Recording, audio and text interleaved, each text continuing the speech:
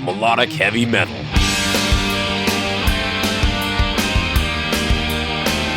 Playing it heavier, louder, raunchier, faster.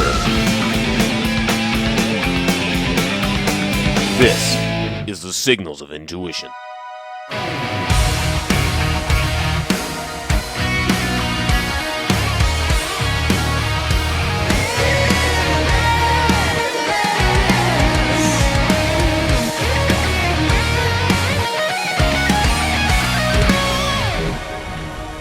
There's brand new Lance King right there, the lead-off single on his new album, Reprogram. You're listening to Signals of Intuition, your home for melodic hard rock and heavy metal. And tonight on the show, we've got Lance on the line, who you might know as the singer of a multitude of bands, including Balance of Power, Avion, Pyramaze, Gemini, The King's Machine, many other bands. And he's also the owner of a North American prog power label called Nightmare Records. So let's get Lance on the line right now.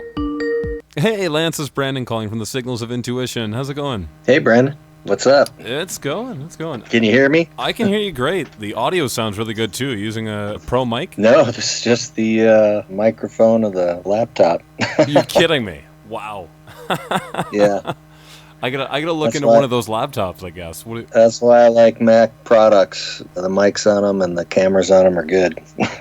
Yeah, I'm using a Rode NT1 on my end, so hopefully Nice. It sounds pretty decent coming through. It sounds great. Yep. I've got headphones on, so I'm hearing the full fidelity spectrum of it.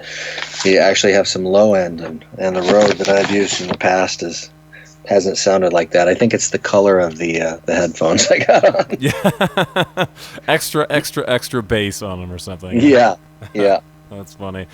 Okay, so when I do these, I always like to start at the beginning of you as a musician and then work our way up to the current material. So I guess sort of my standard opening question is, where did you grow up and how did you get started in music? Wow. That's a good one. Let's see. I grew up in Portland, Oregon, and British Columbia, and Minnesota. Really? Oh, so you lived in Canada? I moved around a lot. Yeah, I was in Oregon until about 9, and then we moved up to BC. I lived there till I was 14, and then I moved to Minnesota at the age of 14, and haven't left since. Miss the West a lot because mountains and evergreens. The wonderful fragrance of evergreens all the time is kind of intoxicating, and I miss that, the fresh air. I mean, the air's clean here in Minnesota, but it's just not quite the same, Sure. You don't have those mountain streams and rivers and skiing on real mountains, snowboarding. This is true. I mean, as someone from the Midwest as well, I definitely sympathize. It's like I go driving and it's flat. Yeah, it's the land of the cornfields. Very true. So growing up then, what's kind of your early exposure to music like? How do you start singing and what ultimately gets you into music? Mostly it was probably what my parents were listening to, I guess. And then the radio, I was always just interested in whatever songs were on, I'd end up singing along with. As a kid, that was probably a lot of Beatles and the Monkees, and strangely enough, because I used to watch the show that Zappa produced, because it was so zany, and they had some actually pretty good songs for, somebody who's pre-teenage. Yeah. And then my parents were listening to Pink Floyd and, Dark Side of the Moon and the Moody Blues and Dire Straits and cool stuff that had a completely different vibe. So I sort of gravitated towards that. I liked that a lot. But I still, when I was up in Canada, all I had was my little AM/FM receiver, and I was picking up Casey Kasem's Top 40, and that's what I was listening to, So where were you in BC then? Were you near like Vancouver, or were you somewhere much further north? No. We were nowhere near a major metropolitan area. We were about 10 miles up a logging road in an area that, I don't know if you're familiar with the area, Cranbrook, BC. It was probably 15 miles out of Cranbrook up in the Rocky Mountains. And it was an awesome spot. My dad bought 160 acres up in that area. We had a creek that ran through the property. We owned, a swath of this big valley. It was pretty cool. He just sold it recently. I was really pissed. That's still got to be just the ultimate vacation spot, to go back to. It was, the horse flies were about an inch big and the mosquitoes weren't far behind. No, it was awesome. It was 50 below in the winter and beautiful in the summer, and it was fun. Yeah. So how do you get started singing? Well, I was the guy that, annoyed all my friends in the car singing along to whatever was on, and one of my friends finally asked me if I wanted to sing for his band, and I said, hell yeah, let's do that. And it was 10th grade in high school, and the band was an eclectic mix of people. I mean, to say the least, the guitar players were Kiss heads, the drummer listened to everything, and my bass player that invited me on was more of a Steely Dan kind of guy, and I was listening to, at the time, Boston and Kansas and Rush and Journey and Styx and all that kind of stuff. That was what I was into. So it was a very interesting mix of, I hadn't even heard Kiss when I joined this band, and I'm like, all right, can you want to sing some Kiss? I'm like, sure, well, yeah. Here's the lyrics. What's a strutter? Right, exactly. And it was Strutter and Cold Gin and all that stuff. And I'm just like, singing it like, well, not like Kiss. We'll just say that. Not like Kiss. They'd look at me after we were done. Could you, put a little more attitude into that? Maybe I should hear the song. Yeah. Yeah. Did you guys actually do any shows back then? Did you get some gigging experience on your belt? So you play an initial high school band. Did you guys actually do any shows back then? Did you get some gigging experience under your belt? Very little. We played for that band. Played 2 shows, I think, and one of them was a junior high fun night or something like that. I think we did one other talent contest that was out behind a music store. Yeah. Oh, okay. Yeah. Those kinds of shows. Sure. Yeah. Oh, yeah. As everyone does when you're young and you're just trying to get up in front of people. Yep. Get anyone to listen, for sure. Exactly. Yeah. Oh, yeah. I've done enough of those, so I hear you on that front. So does Gemini wind up being sort of your first major band? Did you play with other people before Gemini happened? Yeah. Yeah, I was in a band for 5-6 years before that. I joined when I graduated high school. I joined a band that the first month we called ourselves The News, and then there was a band out there with that name. So they changed the name. I think they'd been that before, and then they wanted me as a singer, and we became Freelance. Oh, really? Because it was the guitar player's idea. He wanted to call it Ambulance because his last name was Ambule. Oh, boy. We're like, that's a little too punny, guy. That's Freelance is pretty close to too punny, but we ended up going with that for quite a while, and we did everything from. It was interesting. It was an eclectic mix of Canadian rock, basically. We did Loverboy and Trooper and all kind, and April Wine and all kinds of cool stuff like that. Any Max Webster? No. I wasn't even familiar with Max Webster back then. Really? Oh, so they didn't quite make it out to northern BC then, eh? No. Well, here by this time I'm in Minnesota, but yeah. But no, I hadn't heard them. But remember, I was very out in the sticks and not hearing a whole lot. Oh, yeah. At that time when I was in Canada, I wasn't hearing a whole lot. So you guys you said Freelance for what, 6 years? Yeah, 6 years, and then I joined Gemini in 80. Well, let's see, it was 86. Were they an established band by that point? Oh, yeah. By the time that you joined them, yeah? Yeah. The band actually had been around for 10 years before that. You're kidding me? Yeah. Oh, I didn't realize the band went back that far. Yeah, the band had been going for 10 years. Apparently, it was started by a pair of twins. And they were like the champions of the Farmerville, Minnesota and Iowa. And I joined in, and we were doing ballroom circuit and a couple of big clubs like in Rochester and a few other towns. And they had this built-in huge crowd, so I walked right in, and then there's this huge crowd who had just lost their singer that they've been watching for 10 years. So it was an interesting few shows in the beginning.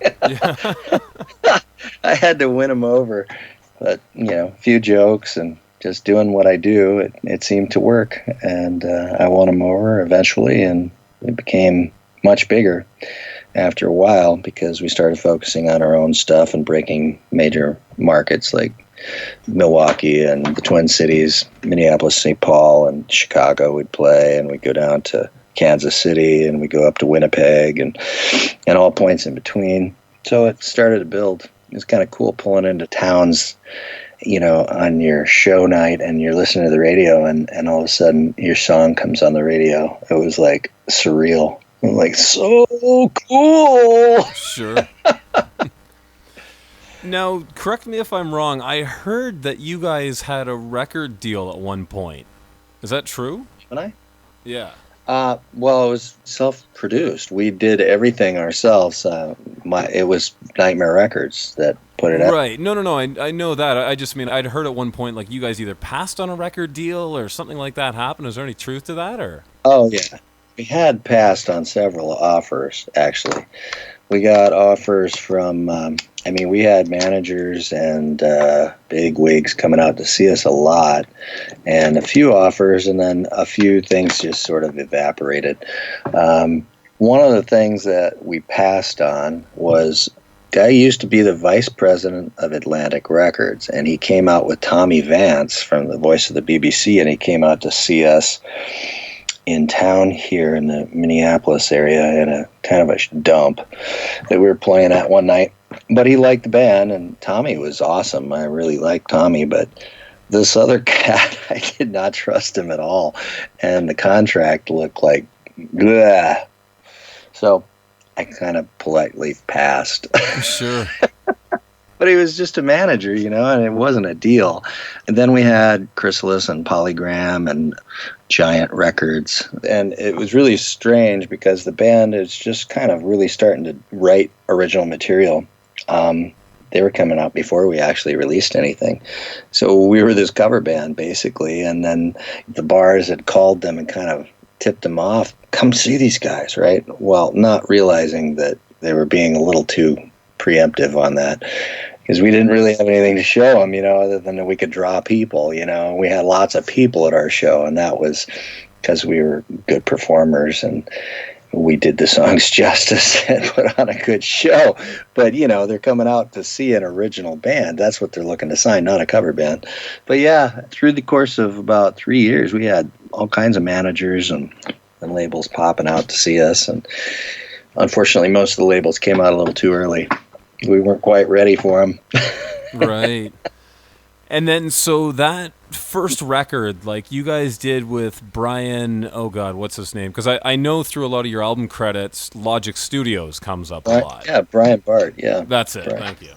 Yeah, Brian Bart's kind of a local legend around here as far as that goes. He had been in a band called Dare Force for a long time, and they were kind of regional monsters and had put out several albums.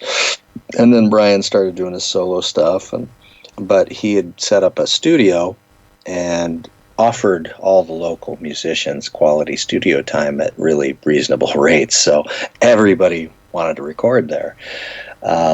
Because you could go in and, if he wasn't working the board for you, you could get it for $25 an hour. Wow. And at those times was an amazing rate. Right. And if he was there, and he liked the band, then it would only be $50 an hour, So it was really great when he liked you. If he was into what you were doing, you got a good rate.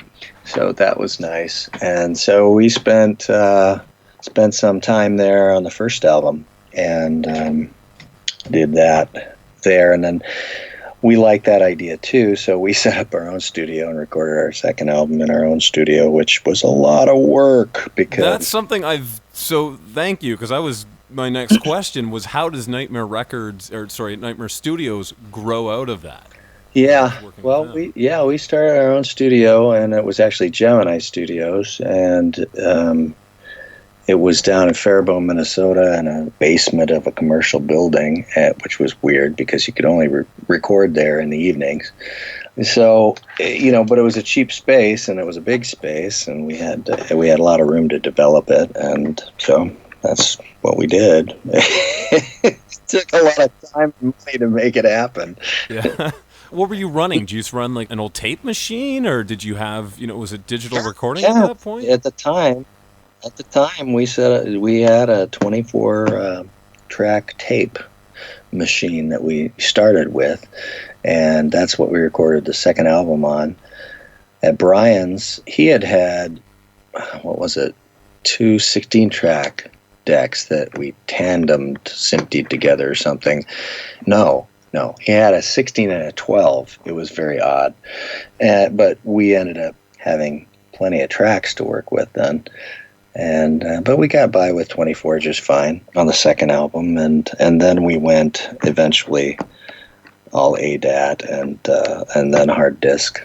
Sure. I mean, I look at that record, like that album's got, to think that you guys, self-produced that, and that it's still one of my favorite drum sounds. Like, I think you guys just got a killer sound. It's like the first album sounds great, don't get me wrong, but that second album it just feels like such a huge step up production-wise, It was, and a lot of that had to do with the change in drummers too, because the drummer that we had on the first album was not quite the technician that the second guy was, and the second guy, Brian Reidinger, also had recording experience, and he had a really defined idea of what he wanted to do with his sound. And so he went above and beyond, and he brought down parametric EQs that he wanted to use, and we got, the drums dialed in, and they sounded great. Yeah, that's great. And then, so you guys do the second record, which had, that great Terminator theme to it. Yeah. What? I was kind of influenced by that movie at the time. Just a touch. Yeah, I remember listening to that album, and all of a sudden you hear, I can't remember what the song is called, number 10, with all the sound effects, and just thinking, I'm like, that kind of sounds like Terminator. The lead-in, that really sounds like Terminator. Yeah. These lyrics sound like they're about Terminator, and then you look close. Oh, yeah, it's exactly about Terminator.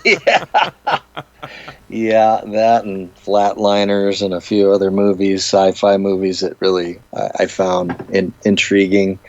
So I wrote about those things.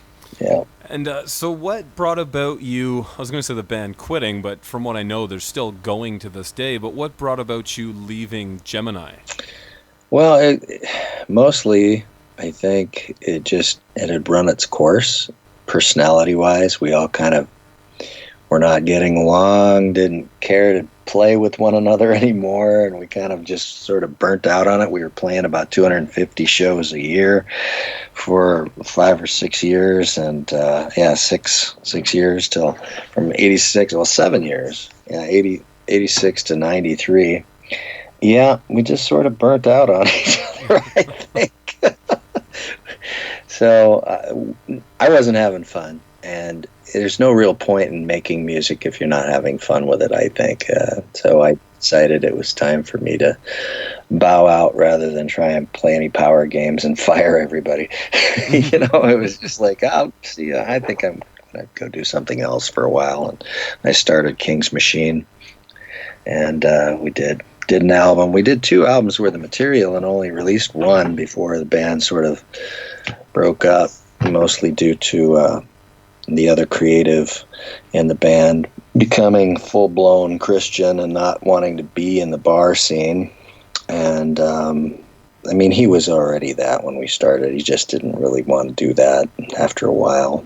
Yeah, Sure. And it's tough, too, in those situations. You can only push people for so long against something they want to do. yeah, After a couple of years, they just go, nah, I've had enough. It's not yeah. me. It was exactly right, and I completely understood. I'm just like, yeah, I get it. It's unfortunate, but then I put together a new incarnation of that band, a lineup change, and found a really, really dynamic drummer and guitar playing team that had been just woodshedding together forever, writing all kinds of interesting things. And I was super excited when I heard some of the stuff they'd been writing, because the guitar player was just, a monster. Really cool, strange chordings and all kinds of fun things. And so I was excited about that, but, we ended up focusing more on getting out and playing than we did on writing, which was not the focus that we should have taken with the new lineup, in my opinion. And so we ended up drifting away from what was probably the right thing to do for that lineup, and we ended up, doing that for a while, and then the creative aspects of those guys got bored and they wanted to do something else, So Yep, and that was just kind of it. right, Which is a bummer because I love that first record. yeah, yeah, and I've got another record that was written with the same guys that's just in the can that I haven't ever released. So there's that future nugget that might come out on the next crowdfunding or something. There you go. I'll be a part of that then. Cool. I would love to hear those songs. All right, cool. Tell me, who is Troy in the dedication for the song Mama? Troy, well, we were playing a show. I'm trying to remember which show it was. I think Firehouse. Yeah. We were opening for Firehouse in King's Machine, and there was a shooting, probably gang-related, and Troy was collateral damage. He was on the street, and there was and he'd been in the club that we were playing. Everybody seemed to know him from there, and the song itself, the lyric, was written by the bartender at the venue. His name was Dewey, and Dewey felt very moved to write a lyric about it, and asked me if I'd write a song for the lyric, and so I did. And that's what Mama is about, and it was about Troy's death and the sucky circumstances around it.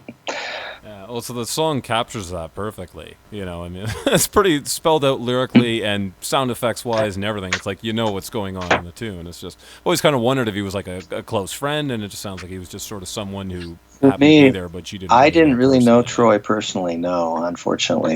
But it was one of those things where I felt like a part of it because I was in the area. You know what I mean?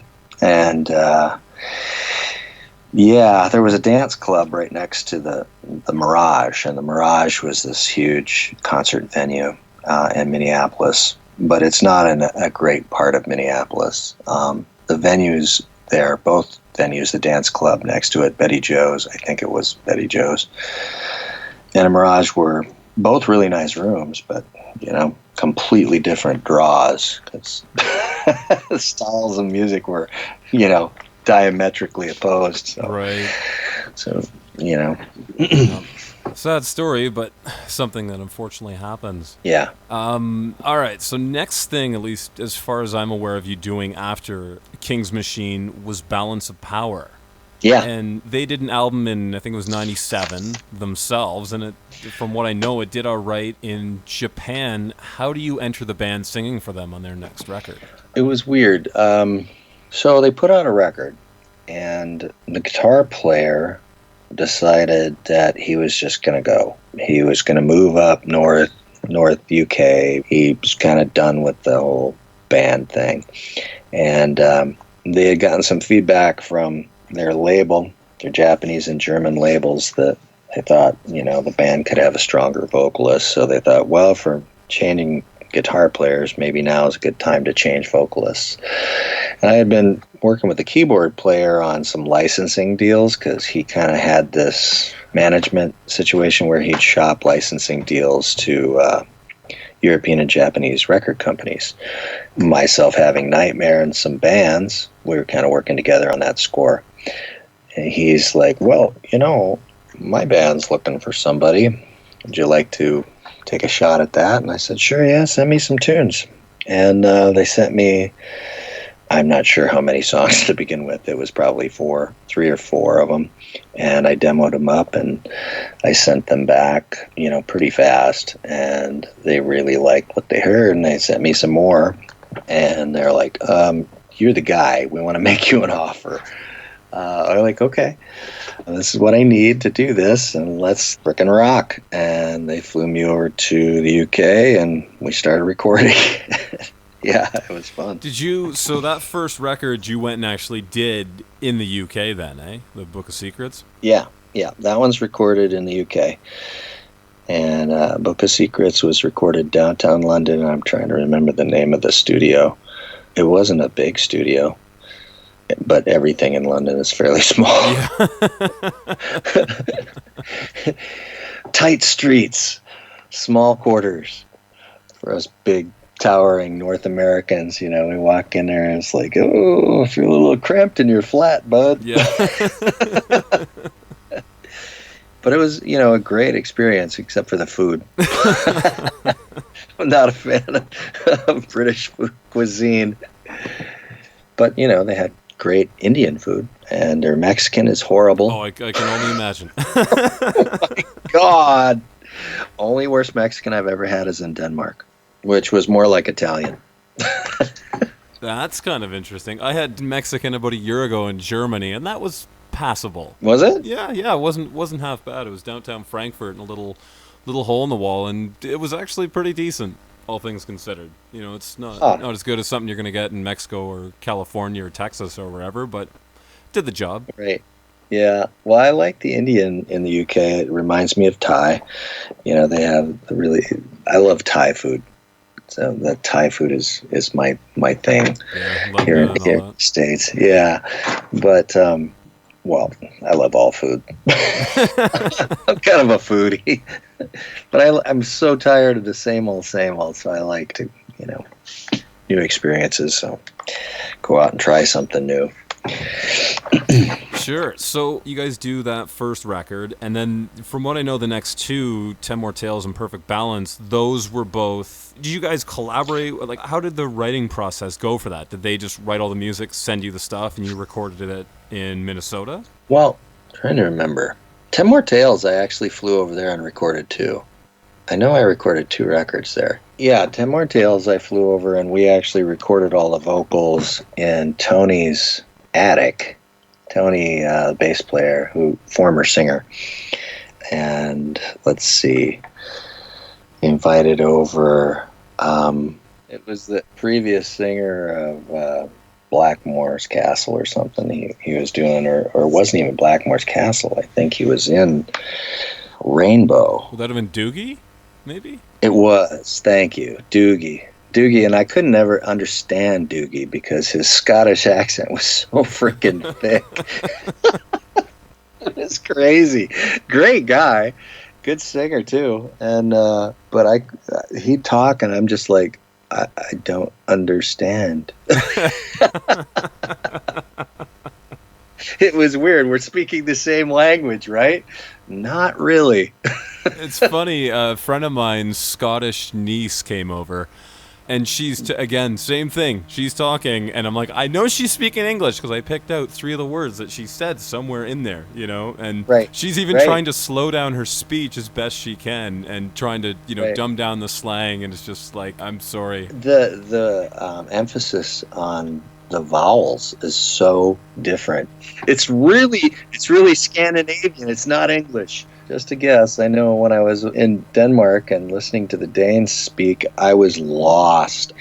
But when I was in Sweden, it was different. When I was in France, it was different. You can kind of start to pick it up. But Denmark, I'm just like, dude. And I even had a few years of German in school. And it's like kind of right in between German and Swedish. It's just weird. I never got it. That's great. So 10 More Tales, so you do that one also in England. I know the liner notes for the second or I guess it'd be third and fourth, your second and third albums with the band, both mentioned that it was mixed in Minnesota. So did everyone fly back to Nightmare Studios to mix it? Yeah. What happened is that on those two records, Lionel and I mixed the first one, Book of Secrets, with Brian Bart. And we went in, and because I was local and Lionel liked what I was doing with production when I demoed the tunes up, he's like, I'd like to get your input on these. So we went into the studio and worked Brian on the first album, and then we worked with another friend that I knew, Todd, over at Metro Studios. And Todd had a great studio, a great system, and a great ear, and a really cool vintage board that we wanted to exploit the tones on. And so we mixed 10 More Tales there with him. He had, God, his ear is just crazy. He'd be hearing stuff and going back and tweaking stuff, and both Lionel and I are looking at each other going, I didn't hear anything. What's he working on? What's he working on? Like, yeah, just a minute. I'm going to dial this in. And sooner or later it come down, and it was so much better. It's crazy. And then we mastered it to half-inch tape, both albums. We'd recorded on ADAT, which can be kind of brittle, and kind of a little bit. Back then, they didn't have nearly the AD conversions that they do now, so it was a little bit harsh sounding. And we wanted to kind of bring it together and have that nice tape saturation after we mixed it. So we slammed a half-inch tape when we mastered it with the mixes, and it really brought it all together and gave it that nice tape compression for 10 More Tales. And then the last album, Perfect Balance, the whole band did fly out when I was recording my vocals here, and everybody wanted to be a part, and they all stayed at my place, and I recorded it at my place. And then we had Todd mix it again. Some of the guys stuck around, and some of them had to fly home, and jobs and wives and things. It's pretty much a duplication of the first time, or the last album, 10 More Tales. We just redid the same thing with Todd and went through the same process and worked on the artwork during the mixes were happening. I'm there working on digital artwork and layouts for the CDs and stuff, and kind of doing it all at the same time. Sure. It's fun. Was there on that time, too, that you did the Empire album, Hypnotica? It is. Actually, I had recorded the vocals for Hypnotica 2 weeks before I did the Perfect Balance vocals. Rolf had flown out to, he brought out his, I don't even know what he was using, some 24-track digital thing. Whatever it was back then. Just this block. It was some hard disk recording unit he brought out, and we tracked all the vocals, and then he flew back to Germany to mix it. And so exactly the same time. Did you meet him through Lion Music? Was it one of those connections? No, Rolf would approach me for Nightmare Records, and I put stuff out of his first solo album I helped distribute.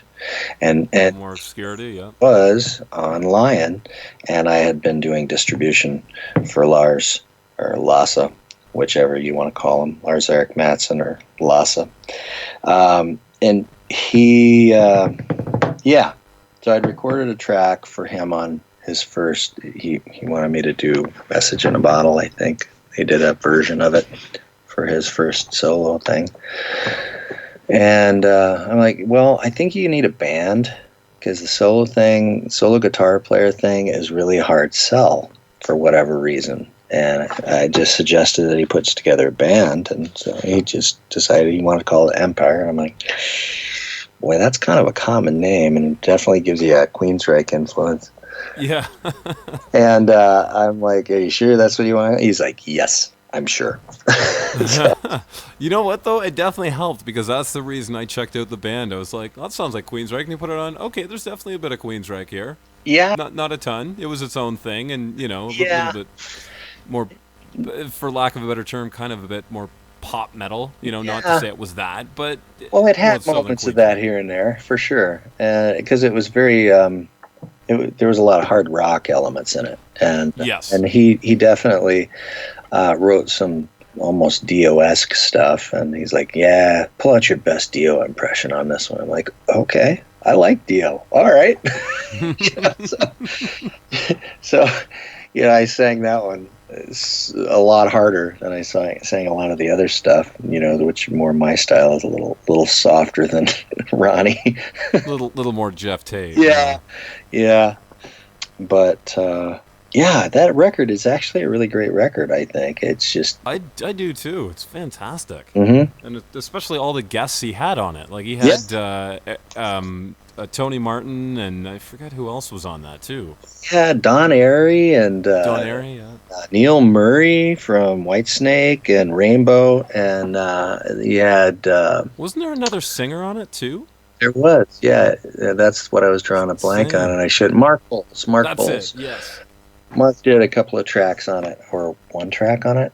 I think he only did one track on it. Into the Light. Yeah. It was the second track on it. Great song too. Mark did a great job on it. And then I guess I sang the rest of the album. He was looking for some names to help jettison the new band, I guess, and that worked really well because people took it seriously, and Empire had tours lined up right away, and were all calling me, how much do you need to go on tour with Jafria? And I'm like, gosh, I have to leave Nightmare for how long? And I'm going to be making how much money over there, touring? I priced myself a little out of the market, I think, because I needed to find a balance. And, it just wasn't the right time for that band to be paying what I needed.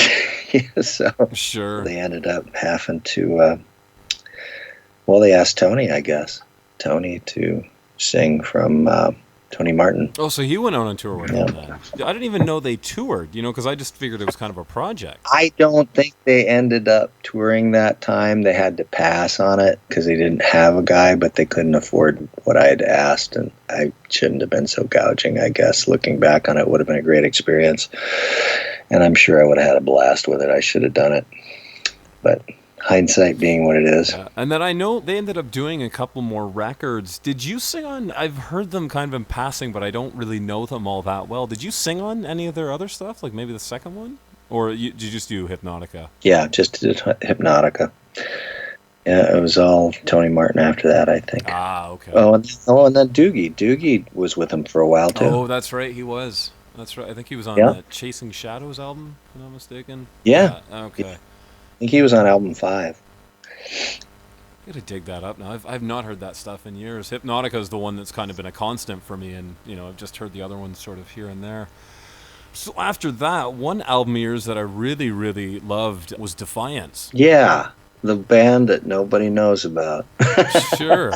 It's funny because I remember hearing, I think it was off their first album, a song called like Wings of Angels or something like that. Yeah. And so I remember I found this, in the like infancy of the internet on like mp3.com or something, and all of a sudden 5 years later you're singing for them, and I'm like, what is this? How did you come to join this band, kind of thing? It was one of those things where the band approached me about it. Trying to remember the circumstances. It was around 2002.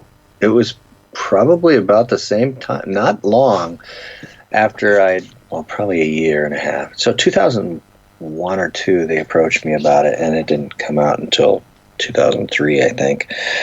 I loved the songs. They had asked me about distribution, and I'd done some distribution for them for Nightmare on Time Lost and one of their other records. And I liked the stuff, and people seemed to dig it and fit kind of into what I like to do, except it was more of a dual lead guitar kind of thing, which was a nice variation.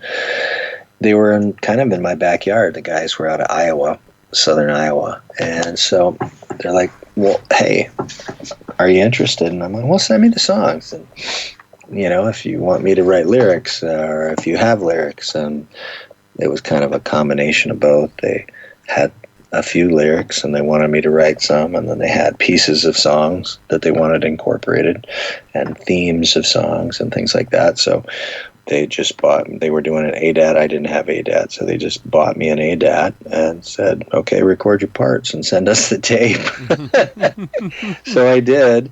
And then they're like, you want to come down when we're mixing it? And I'm like, sure, yeah. So I drove down to southern Iowa and got in on the mixes a bit, and it was kind of fun, yeah. That was a great record. I mean, it's sort of, I've introduced people to it. I'm like, here's the album that Fates Warning could have made in that period. Yeah, it's really got its own thing, I think, too. It's not a clone. It was kind of like a Fates San Voicen cross almost. Yes. It was very, you know what I mean? It was different, and it was fun.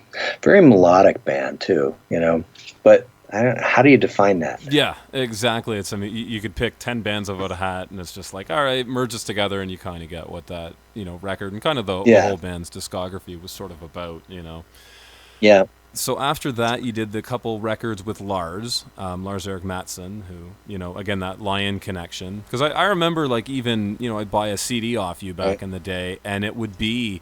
you'd include like a Lion Records sampler, right? Yeah. Back then. So how long have you known Lars for? Since probably the late '90s, I'm guessing. Right? Yeah, that is a very good question that I do not have the answer to. Somewhere in there, we started working together. I was buying. I think we did some trades, and then he'd get some of my stuff, and I'd get some of his stuff, and we'd work it, but.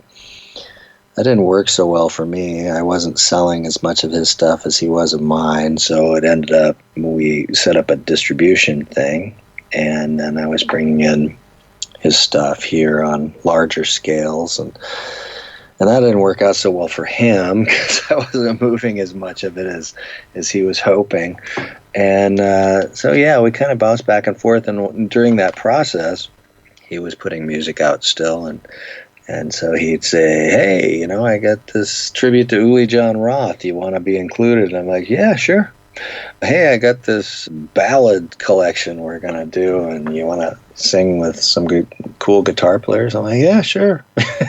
Hey, I got this, I got my new album. You want to sing on it? I'm like, yeah, sure. So, it was just, convenient, I guess, for both of us. So that's how that came around, and I think that the tunes turned out good, though.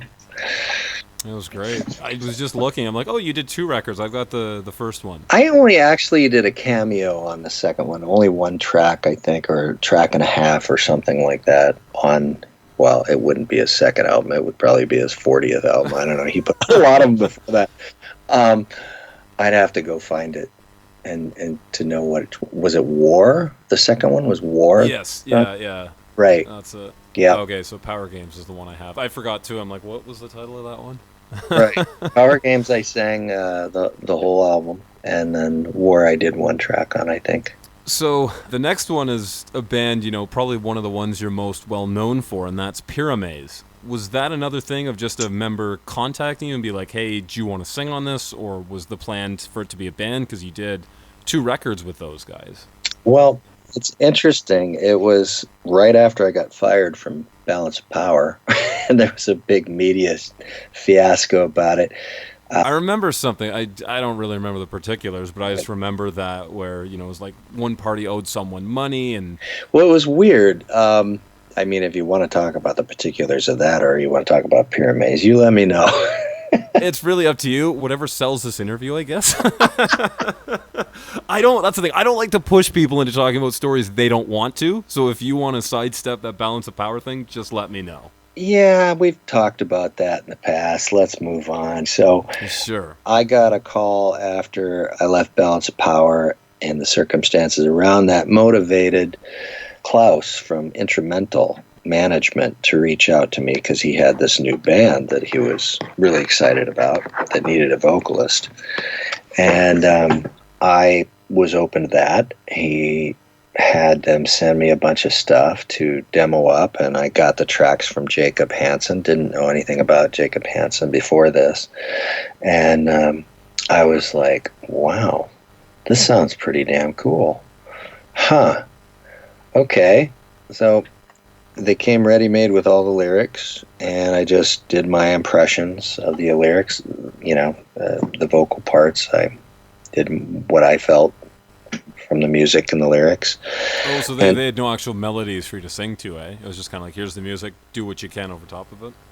do what you can, hear the lyrics, make it fit kind of thing. And so that's primarily how I did it with Balance Power, too.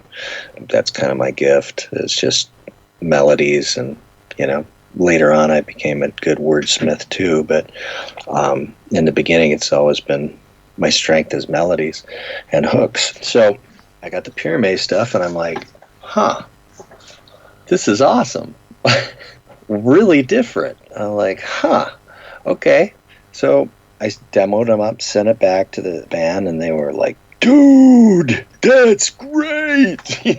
So you want to be in the band? I'm like, well, yeah, let's figure it out. So we talked about that and figured out what that was going to look like. And first time we got together, I had recorded a whole album, and it was out before we ever met each other. It was all just internet. And I had kind of done that also with the Shining Star project, because right at the same time, I got contacted by a label in Brazil that had a band that needed a singer, Shining Star. And Frontline Rock called me up, and they're like, got this great project for you. Now, you interested, since you're not in Balance Power anymore? It's this kind of line. I'm like, well, yeah, because we had Balance Power had a deal down in Brazil, so we were kind of known down there. It was kind of interesting, and unfortunately, fortunately for me, both things came along at the same time, because the Shining Star actually came along first. And I recorded the whole album, and I was sitting there, and then the label was not sending me the money that they'd promised to send for the masters on it, because they wanted me to mix it too. So I took it in. I took the whole record in after I recorded, and took it in to mix with Todd at Metro again, who mixed the Balance Power albums. Well, that was a big chunk of change. And it was out of my pocket, and they weren't sending me any of the front money that they'd promised. And I'm like, well, I'm holding on to the masters then. And then later on, a couple of years later, I just ended up putting them out on Nightmare, because the label that hired me to sing for Shining Star just never came through. But so the Pure Maze thing, we did a couple albums, had a blast, really cool stuff. I was really sad that didn't work out and continue on, because I think I invested a lot of heart and soul into that project, and felt like it was really going somewhere. I mean, those two records are brilliant. Yeah, I felt I like... remember the first time I put on Sleepy Hollow and was like, whoa, where's this been? Right, yeah. Well, the band had an original sound. They had a sound that was totally their own. And that's hard to do these days. People dig it, and it's unique. This is really going to take off. I was really excited about it. So it didn't end up having the longevity that I thought. Sure. You mentioned Jacob Hansen, and I wanted to ask you, he's worked on so many things. He's such a renowned metal producer. How was it working with him? Like, did you fly over and mix with him and whatnot? Or did you just sort of hear, his end result, mixing kind of thing? With the Pyramid stuff, I knew what he was capable of. I was out of the loop on the mixes in that band when I joined. It was pretty much, Michael would go into the studio and he would work with Jacob. But Anubis Gate, all these other bands that I'd signed had been mixed by him, Manticora and several others, and I'm just like, this guy knows what he's doing. I don't have to be there for the mixes. I can just tell him what I'm wanting via the internet, and we can have a discussion on Skype, now and again. And so I let Jacob mix my records, both my records, without me even being in Denmark. He would just send me MP3s of the mix that day, and I go, okay, let's tweak this here, tweak that there, try this there, and then he would send me back another version of it. It was pretty cool. And then so Pyramaze ultimately doesn't work out, but in the meantime, you did another record that I really, really loved, and that was the Avion stuff. Yeah, you like that? I especially that first album I listened to a million times when that Really? came out. Oh It yeah. was kind of a strange album. That was a lot of work for me on that one. Jan, I didn't know Jan. I knew David Ellefson. I'd met David through Balance of Power and through Orphan Studios with, I said Metro before, but it was really Orphan. It previously had been Metro. Orphan Studios, where Todd Fitzgerald, the engineer, had worked. Todd had told David about what I was up to and basically sort of steered him in my direction when David was looking for a singer for F5. F5 wasn't really my bag. I wasn't connecting with the active rock vibe. It wasn't really my thing. And so I'm like, demoed a couple of songs. I'm like, this just isn't gelling for me. I'm not feeling it. I'm not your guy. But he knew what I was capable of, and he's like, well, all right, cool. So he throws my hat in the Velvet Revolver hat, or my name in the hat for that, and the producer calls me and just wants me to send him a bunch of stuff. I'm like, well, I'm not really sure I'm the right guy for that either. I really loved what they wrote, when they came out, but he just had me send him a bunch of stuff that I recorded in the past, and I'm like, I'm not really a gritty singer. What can I send him that's going to fit that vibe? Of course, not knowing what vibe they were really looking for. And I just sent him a bunch of songs, and I'm like, yeah, that's not really the thing I'm looking for. And I'm like, okay. And when they got Weiland, I was like, yeah, perfect guy. Yep, perfect exactly. guy for it. For that sound. Perfect guy for it. Well, it was even like they announced Sebastian Bach, and it's like you hear the final product, and it's like, yeah, I don't think Sebastian would have worked for that record. Again, great voice, not the band for him. No, it just wasn't. Sebastian would be good on a heavier type of thing, but the Velvet Revolver wasn't quite that. Anyway, so then David approaches me about just doing this recording thing.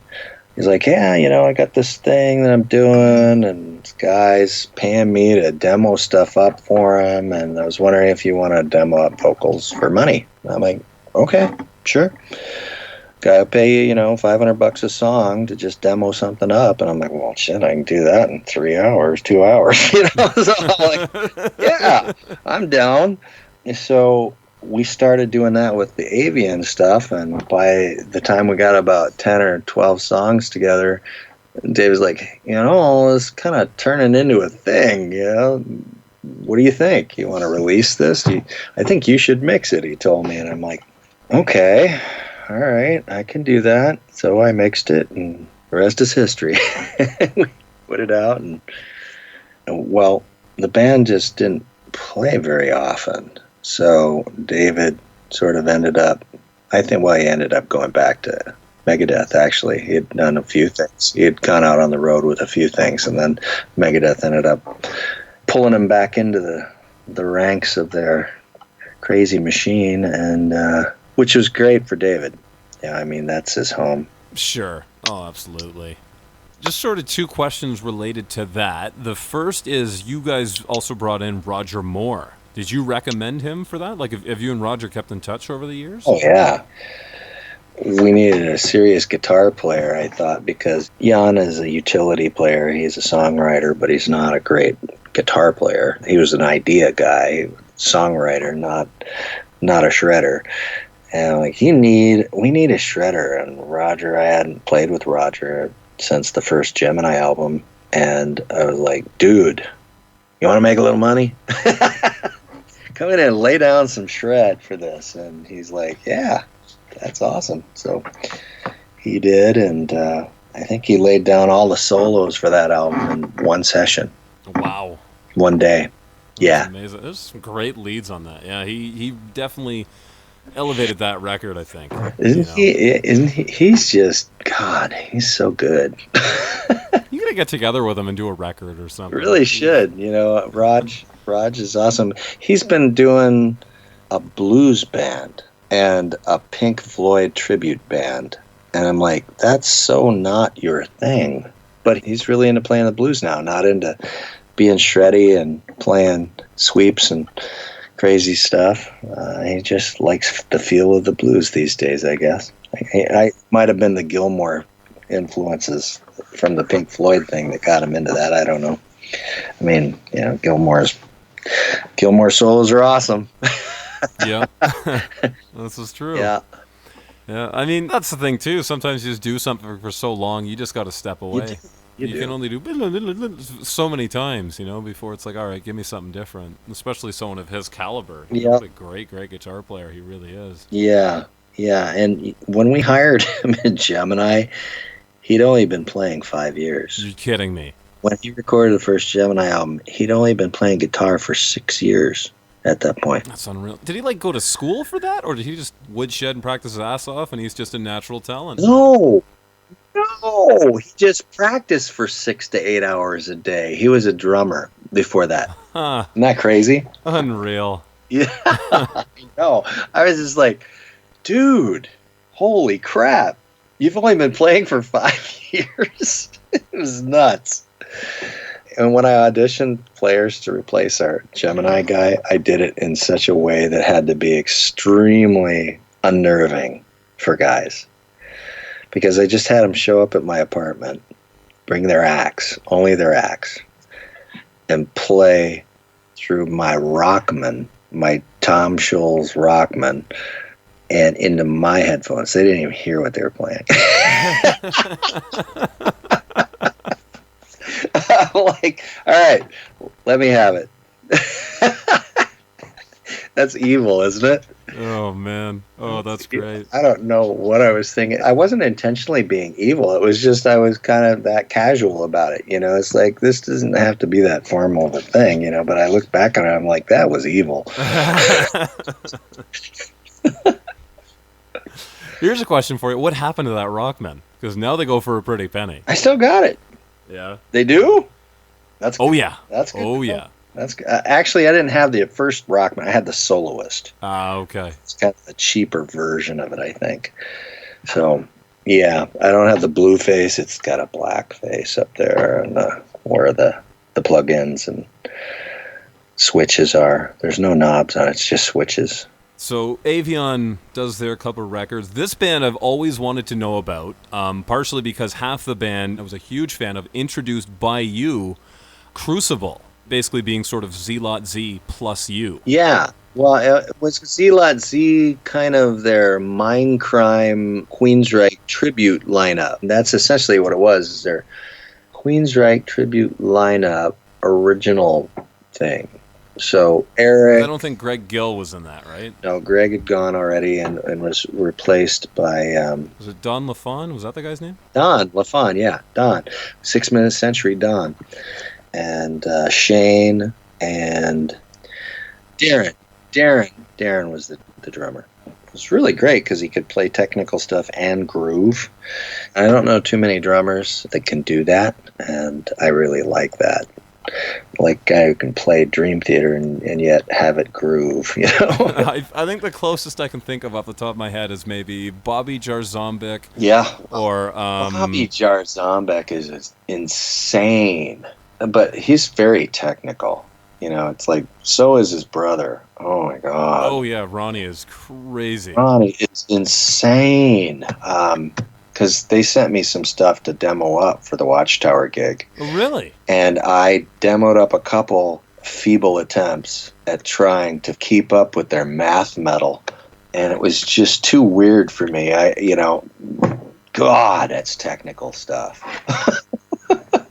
Yeah, it was over my head, honestly. I mean, I came up with some good stuff, but there was not much room to work with in it. You know what I mean? And they had written all these lyrics that were they were odd timed for the music even, but they wanted them in there because they fit the theme of, I guess the intent of the song.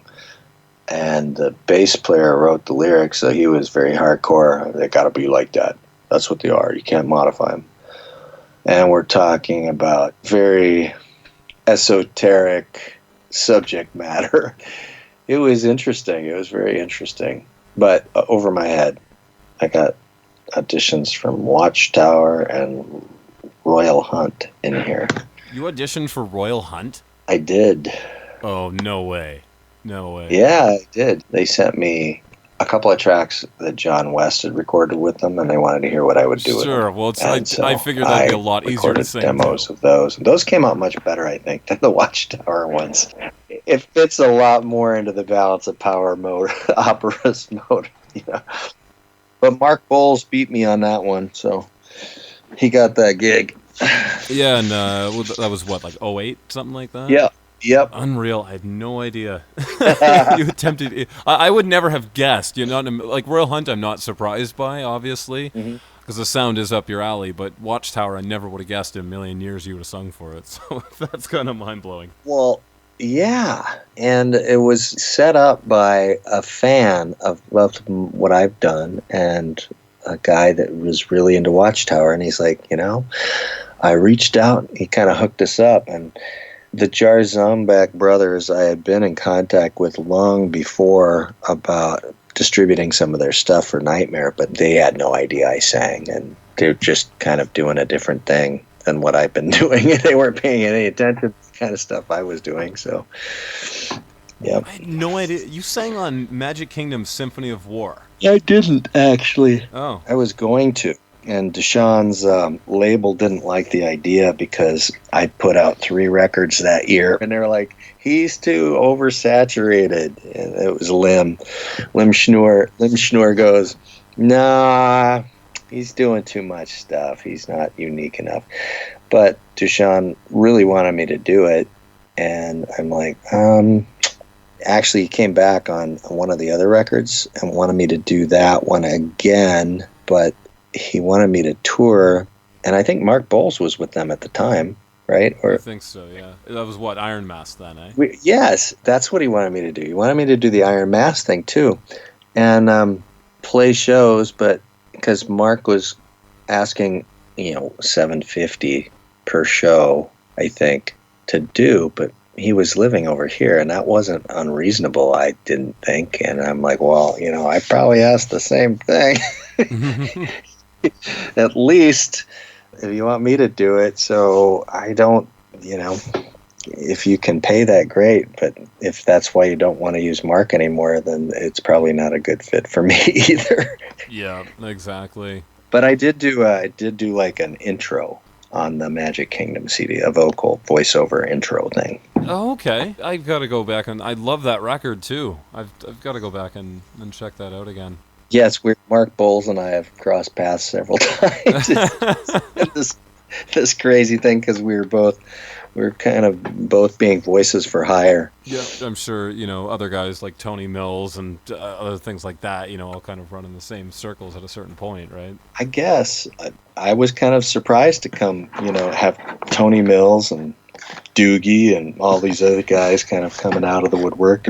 It was weird, but that's when I was kind of coming into, I guess, an elevated part of the game, where I was kind of seemed more regional before Balance of Power. I was just kind of Minnesota guy that the music got out farther than Minnesota, but I didn't much. You know what I mean? Sure. Yeah.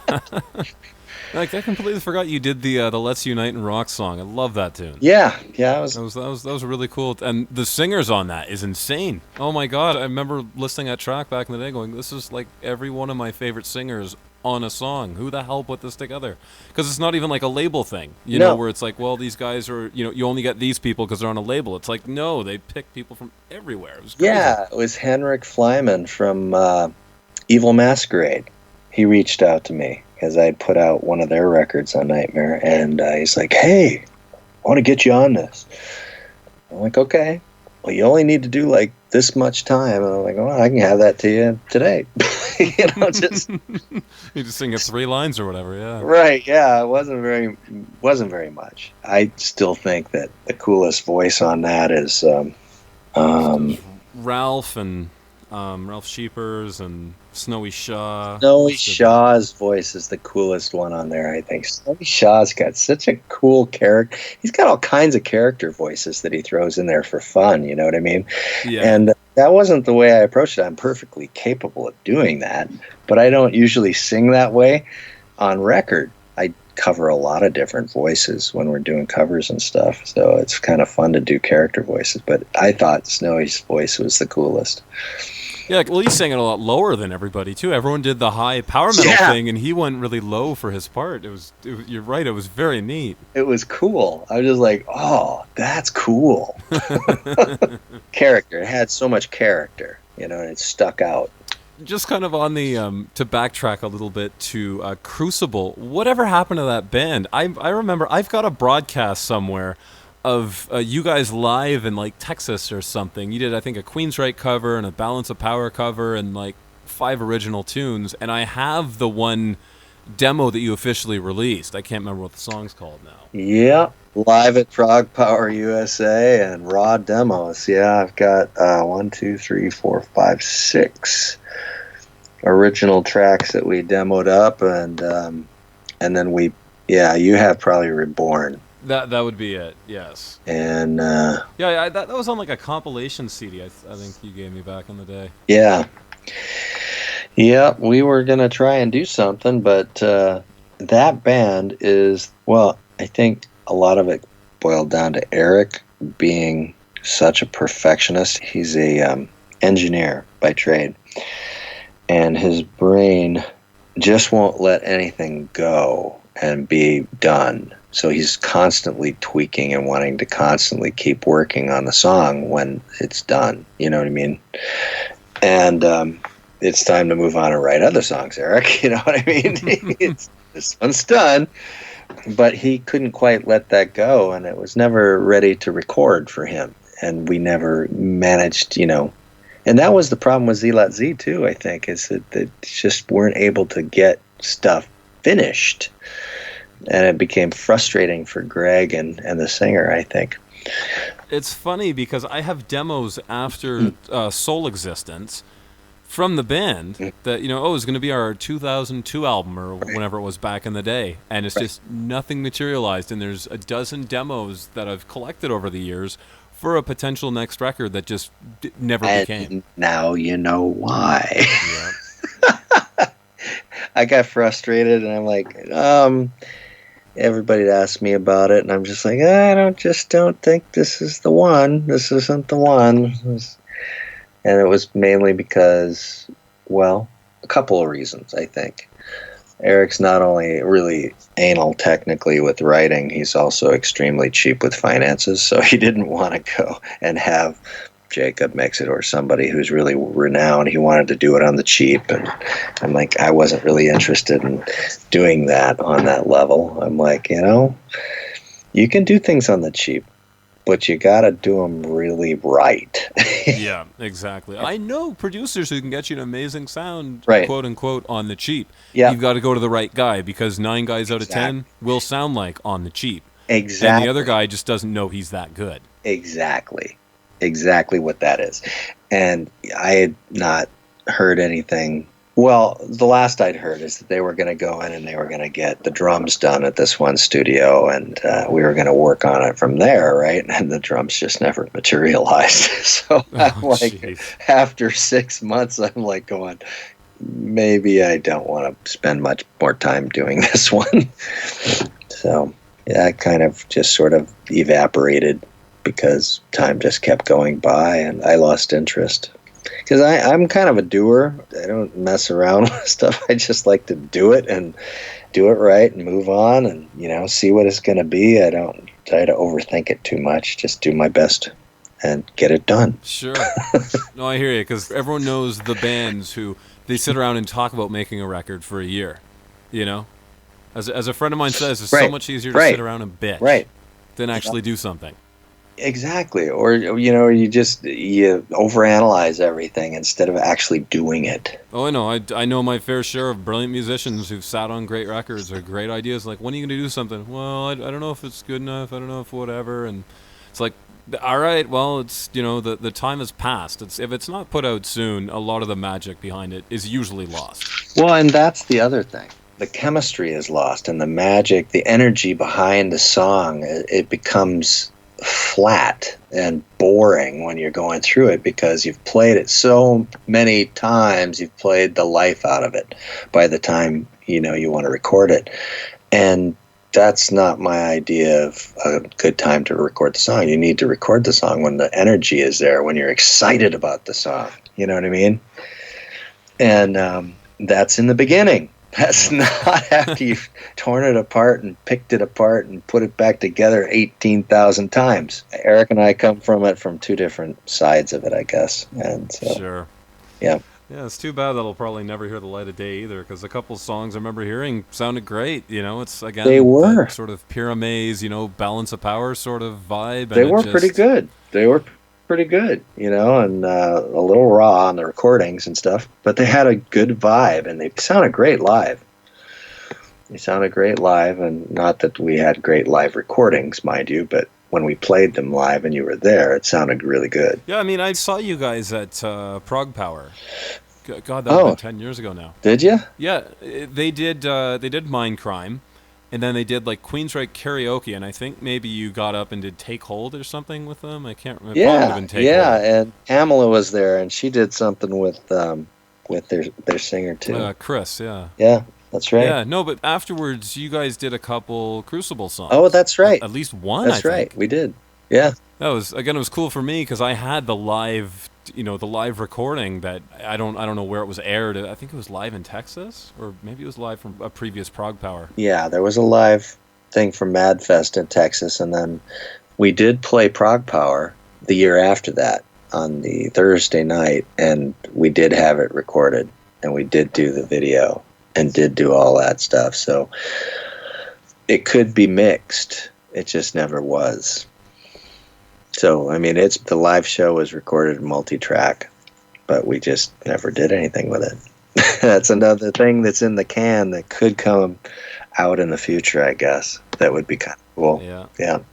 Again, you guys had a live pro shot recording of a show that, would have made great bonus material or a DVD, whatever else. Like to launch a band with that it's a dream. It's amazing. Right. I think of playing in a band with a little crappy VHS to show people of a video, and it's day and night from just a pro shot DVD thing. Yeah, it would have been great. Yeah, with 6 cameras and pro audio and everything. Yeah, it would have been pretty cool. But again, nobody could agree on the direction, and Shane had much different ideas than Eric, so those two would go back and forth, and Shane ended up, he's now fronting his own band with a female singer as well, and they sing back and forth, and he's using some of the material from the Crucible days. Jeez, oh, that's funny. They just keep regurgitating these things into new versions. Well, it's funny because the one song, I know you sang a new lyrical version of it. The song was called Long Time Coming, that Zealot Z did. Right. In the early 2000s, that Chris eventually re-sang, and then you eventually right. I don't know what your version was called, but again, it's one of those songs that it was a good song, but it's now been 6 versions of the thing. Right. Well, and that's the thing. That's the Eric thing, where you can't ever get a song finished. It can't ever be moved on from. It's just sort of morphs into a new, new version, and you're like, ah! Oh, that's great. That's great. that scream was very impressive, by the way. Did it show enough frustration? Yeah. Do one again, but just a little bit more anger and yeah. No. Have you heard, by the way, just kind of on the Zealot Z note, Tom, their singer, did a power metal band. I don't know if they're still together, called Echo Temple. That was really good. I didn't know Tom was singing in that band. Yes, yeah, they're really good. It's kind of got like a sort of an Evergrey vibe to it. I'm thinking of a different band. Okay, never mind. Different band, similar name. But yeah, I'd never heard Tom's thing, his power metal thing. What was it called again? It's called Echo Temple. Yeah, they're really good. Cool, I'll have to check that out. Because Tom had a great voice. Oh, I know. Oh, huge fan. It's funny because they were what got me into, actually, well, it was partially via you, was, I heard Silent Lucidity, but that was all I knew by Queensryche. I think it was you who said, oh, this band sounds like Queensryche, and I went, well, okay. And I listened to Zealot Z and was floored by that demo. Mm-hmm. And so that made me go back and check out Queensryche as a result of these guys sounding like Queensryche. So, in that regard, I owe a lot to you and Zealot Z for that. Cool. because there was a lot of Reich material to turn to. Oh, for sure. Yeah, that's good. And obviously, Reich influenced both bands tremendously, and singers.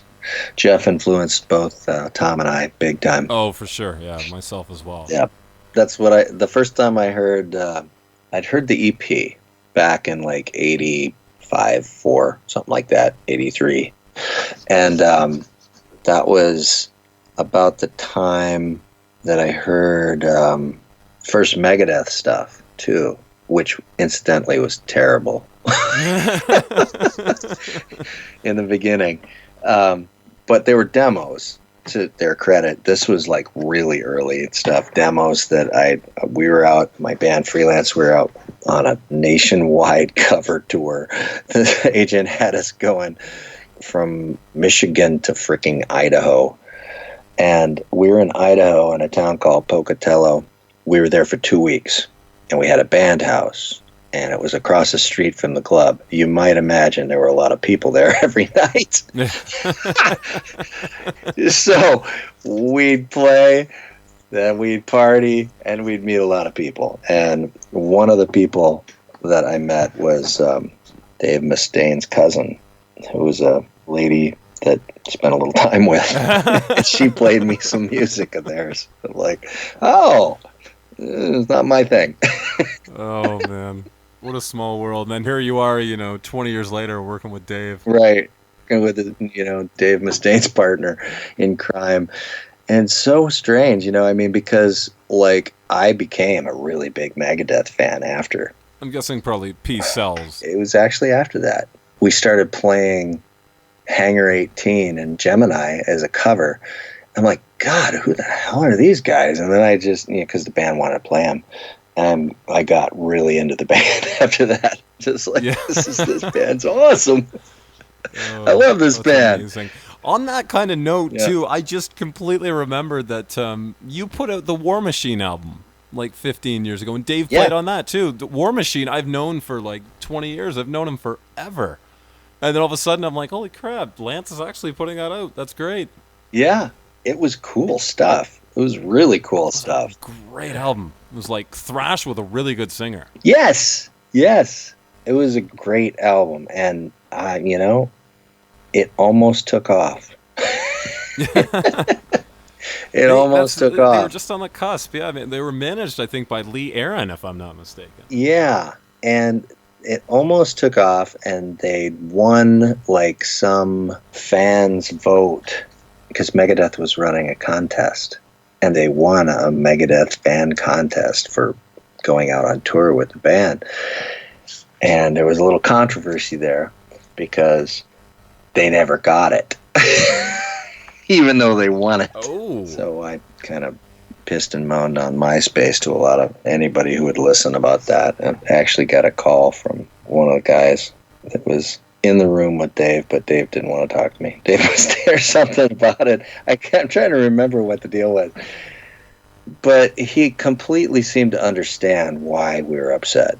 He just didn't think that the band could cover the costs or something, so he had gone to a band that he knew could. But he didn't give the band the opportunity to try, which was, they would have figured it out. So they were very upset. Yeah, especially an opportunity like that. Yeah, it's right, and it would have been touring Europe. Oh man, it would have been great for the War Machine guys. Well, that's their market, Right. It's sadly not here. Toronto's great. There's a bit of a metal community, but it's not there. Right. If they're gonna get picked up and go next level, they've got to hit Europe for this kind of music, because that kind of, I don't want to say dated, but it is sort of an 80s sort of vibe, and it just, by that point, that sound was melodic thrash. I mean, they were a melodic thrash band. There would have been no better band to go out on tour with for them. Oh, I mean, especially having already a sound that's in the ballpark of Megadeth, Exactly. All the people showing up to the show are going to go, wow, this is cool, I'm liking this, and win over a ton of fans every night. Yes. So they were obviously upset. If I'm not mistaken, I think they do a tribute to Metallica or Megadeth or both. I can't remember which. I would think that they could fit and do a good job on either. Vocalist is a lot better vocalist, Well, Yeah, Joe is phenomenal. He's you know, great. I mean, I don't want to dog Hetfield because Hetfield's done a great job over the years, and I don't want to dog Dave either because Dave, for what he's got, he does a great job. You know what I mean? And he sounds good. It's just that he's not what you call a vocalist. He's a thrash vocalist that works really well for that. You know what I mean? Yeah, exactly. And I've always enjoyed what he does, but I haven't really thought of him as a vocalist. So Yeah. I think of him as a guitar player that sings. You know what I mean? Well, I'm sure too. If he were sitting here, he'd nod over and go, "Uh huh." You know, he'd completely agree with that. Right. But I mean, I love what he does. So it's just that's what Dave does, you know, and he's good at it, and it really fits what they do. So anyway, I think Joe is a great vocalist. Yeah, yeah, phenomenal. I've seen those guys a couple times, and they're great. Okay, so back to your career now. I think we've talked about every band by this point. So, A Moment in Kuros. That I thought the coolest thing was you other than, you know, a great record, was that you released it on 11/11/11. Like, that was so cool. Tell me about that whole, because that was, you know, an officially kind of a solo album that you did instead of joining a band, right? Right. First official solo album that I've ever done, and the idea was actually a concept album around the 11/11 time prompt phenomenon that is now much bigger even than it was at that time, but something that I've experienced since I was like 14. Mm-hmm. So I'm one of the weirdos. I'm one of the weirdos that had noticed that, and as it come up in my life all the time. And so when it first started happening, I'm just like, well, this is coincidence, you know, this is just weird. Every time I look at the clock, it says 11/11. Or I'm sure to some degree becomes a self-fulfilling thing that, you know, you notice it more because that you're noticing it. You know what I mean? Yeah. But at a certain point, probably around 2008, 2009, I was kind of floating. Didn't really know where I was going to go musically. The Crucible thing wasn't really working out, and I started seeing the time prompts a lot again. And it was that time where I was going down the rabbit hole with all kinds of internet conspiracy theories and getting sucked into that bullshit. And then I'm like, okay, wait a minute, enough of that, because it was just making me angry and life was sucking. You know what I mean? Because your whole attitude turns into this really negative cycle that you just, everything sucks. So I pulled my head out of my ass and I'm like, you know what? From now on, I'm not talking about anything negative online. I'm going to be positive. I'm not going to be pissing on the president. I'm not going to be, you know, doing any of that stuff anymore. So I decided that in order to be part of the solution, I can't be echoing the problems. So I have to be the positive influence on things in order for that to have an effect. Because pissing and moaning about other stuff doesn't change anything.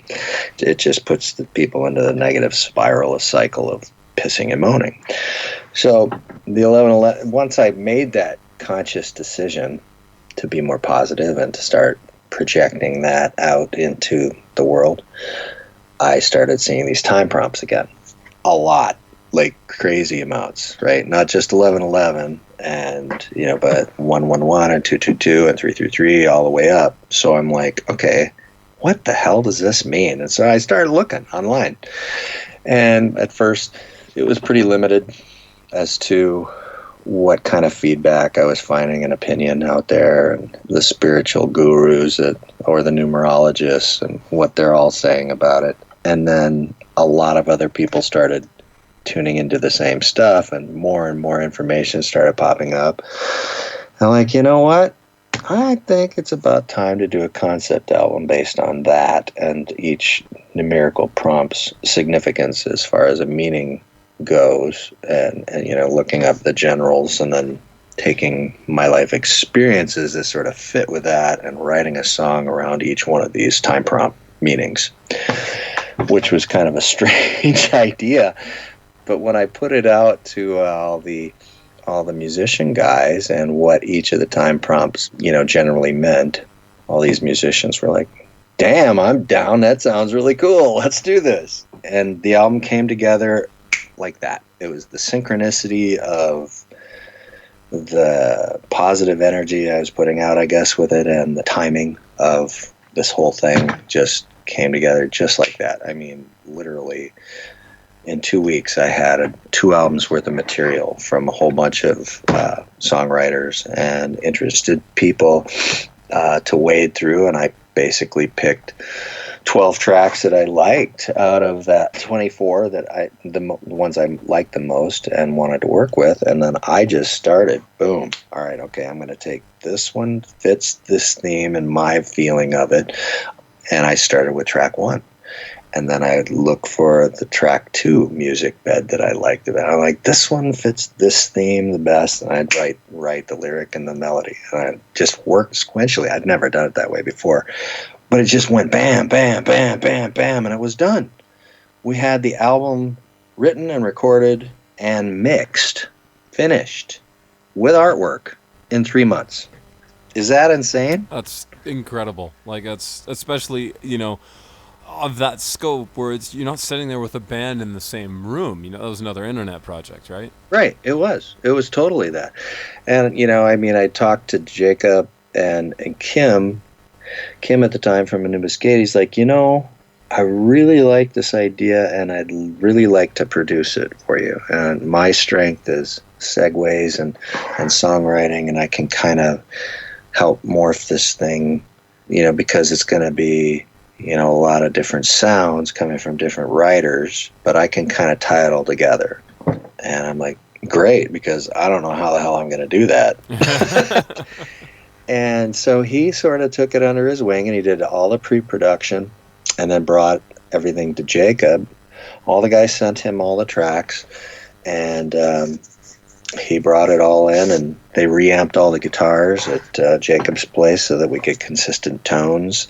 And we recorded Morton's drums there at Jacob's so we get consistent drum tones all the way through, just like we did on this last one.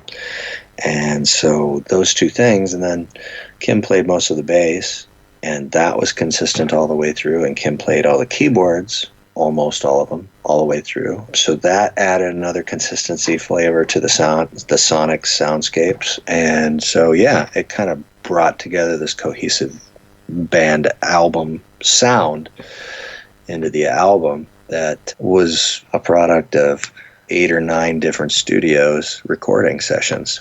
Sure, because I was going to say, it's like you had a multitude of guitar players, so it was just a reamp job at Jacobs to get the same tone. Right. Yeah, so basically, we took, the guitar, the clean guitar tones from everybody and reamped them. We had them replay it that way after we demoed everything up. And that's the magic behind how we got the sound to sound consistent. Yeah. So you do that record. You've obviously got the new album Reprogram. What kind of happened in the interim? Because you went from releasing, especially kind of in the, probably from 2000 to 2007 or something, you would, I don't know what, a dozen album comes out in that time? Something like that. At least it felt like it. And then to kind of sort of nothing over the last probably 6-7 years, except for, I think, that Ilium record, right? Right. I'm not sure if there's other stuff in the interim. No. I mean, there was a few little cameo appearances here and there. Like I sang with a few bands here and there on their recordings, but that was really nothing other than Ilium as far as a full album came out. Well, and that was partially burnout and partially a lot of family drama. The burnout to doing 3 bands at the same time with a local cover band here in town to keep my chops up. Was that Decibel? Yeah. Okay. And I did that for 10 years, which really did help me keep up my voice for when, we'd go out with Balance of Power or Pyramids and do those kinds of things, and I would be strong, because a singer's got to sing. Or it goes away. Oh yeah, well that's the thing. It's really no different than working out. It's like you take 2 months off working out. Exactly. Well, guess where your muscles are going to be. Guess where your voice is Exactly. going to be. It's just like that. And so recently, because I was off for 7 years before we started writing the record, I'm able to record okay. but the voice is not what it should be anymore. I need to get this back in shape. And one of my local friends wanted me to do this classic 80s thing, 70s and 80s cover band, kind of really interesting band playing stuff I'd never played before that were like bands that were my icons that I love. And I'm like, oh, shit, yeah, I'm down for that. It'd be great practice and a lot of fun. So we started doing that and brought my voice back, and really helped with the new record because it brought in some old influences that I had forgotten about. You know what I mean? Sure, that's one thing I was going to mention too about this new record is it has, I'd say there's a bit more of a connection to like, it's sort of like a cross between your 2011 record and say like almost Gemini. You can hear a lot of those older kind of 70s and 80s rock and metal vibes in there as opposed to Moment of Kyros, which was very modern, Right. Yes, it was very modern metal, and it was produced that way, and it was written that way. And the new one goes back and brings in some 70s prog influences and hard rock from the 80s influences and all kinds of stuff, but yet it's still got the big balls to the tracks. But it includes these elements that, you can't really put your finger on. Yeah, it's funny, listening to some of the songs, like, I don't know if you coined this or someone else did, but celestial metal. I heard the album described as that. Yeah, I came up with that. There you go. I mean, I don't know what that's supposed to be, but it sounds like celestial metal. You know what I mean? Right. Well, it was, in my view, I figured, I can compete or I can be my own thing. And I figured that it's better to be your own thing because everything is progressive these days. Oh, it's progressive metal. What does that mean? Giving them some new parameter or descriptive seemed like a good idea because then it's sort of my own thing. And that sounds more intriguing. And it fit the lyrics of both albums well. One's a little headier and one's a little bit more spiritual. And so it seemed to fit along the lines of what I'm doing as a solo artist. I'm like, okay, this is my thing, I at first thought mystical metal because, that sounds kind of... mystical has some negative connotations to it, Some Christians might think it's magic and evil, and even though if you look up the word, it does have some negative connotations. So I'm sure. Well, I mean, celestial kind of works because celestial doesn't. It's a great word. Well, yeah, you think of the cosmos, but then you also think of it's sort of like an ethereal kind of thing. Exactly. Like you say, it is kind of not mystical, but kind of evoking mysticism. Like kind of like sort of it's a religious. But it's a positive. Yeah. So, people refer to angels as celestials and aliens as celestials. So it could be kind of anything, It's kind of fun. It could be space, or it can be spiritual, it can be heady, it can be technological, it can be all kinds of different things. I'm like, you know what? That's kind of the perfect word. And then, so take me through the kind of, so you talked about joining this 80s band. Take me through the next step where you start to write this and put it all together and, who you bring on board and all of that. Well, the next step is the reason, I guess I should start with the first step, which was the reason why there's been such a big time gap between my first solo and my second solo album, which was supposed to be coming out more like in 2014, not 2019. Okay. And I had actually started writing around 2013 for it. What happened is a series of big family dramas. My mom had a breast cancer, then she had a heart attack. She's got lupus, all kinds of stuff. Oh, geez. So she's doing pretty good now, but she's been through hell. And she's kept a positive thing on it. And one of the other things about the celestial moniker is my mom is a metaphysical healer. She actually is a Reiki master.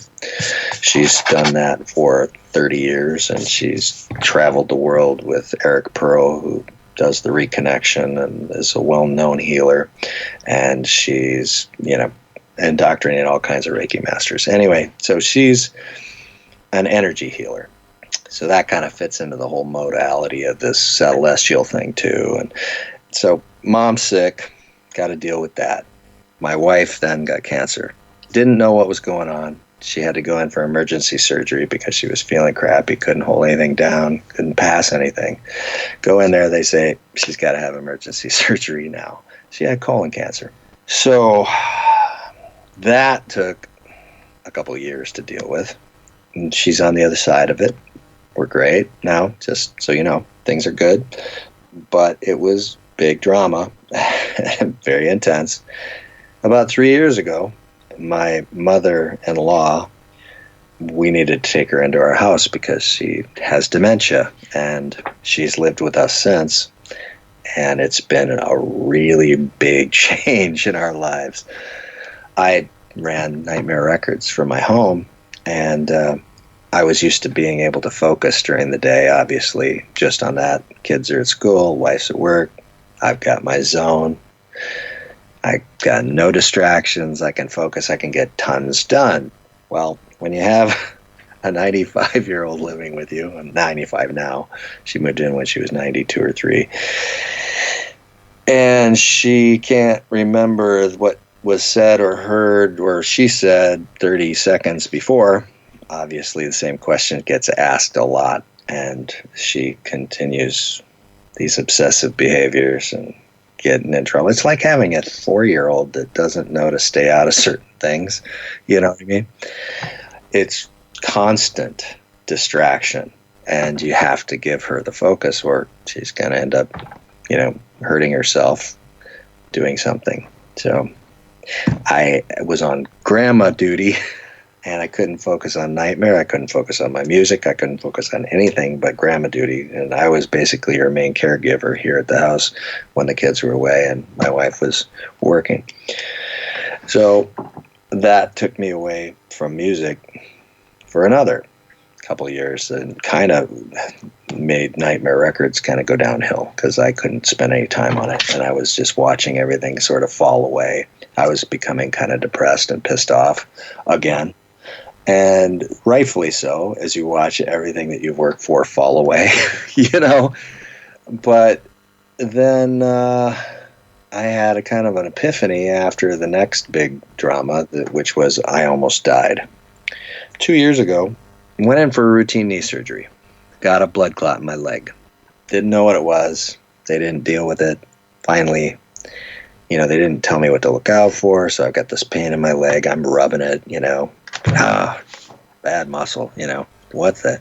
3 days later, I'm like, God damn, this hurts. This isn't getting better. Call them up. Is this related? Yeah, you need to get to the ER now. So I go to the ER.